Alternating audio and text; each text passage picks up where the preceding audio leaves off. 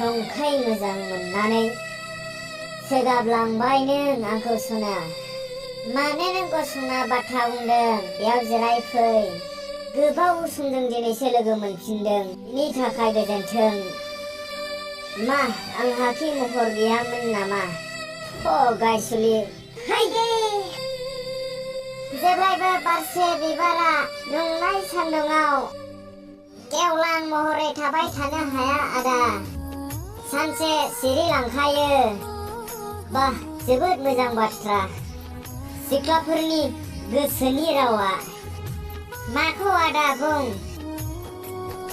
नों जेब्ला बै समाव फार्स्ट टाइम आंखौ नोंखौ मा बुङा मानो दिनै आंनि सेराव खनले खनले सामफ्रामबो मिस कल खालामनानै आंनि गोसोखौ बोना लांनानै अराय समनि थाखाय दिनै मानो नंखाय खालामखो बे मोजां मोननायखौ बुं।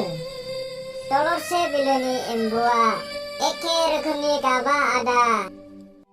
नाथाय आं मिथियाखैमोन दि सिख्लाफोरनि गोसोनि साननायखौ सानथ्र'हायै रेल साइथिं बायदि होननानै।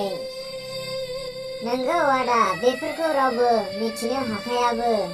खारबाय थानाय रेलगारि बायदि माब्लाबानो मिन्थि मोनै सोलायलांबाय नों सना।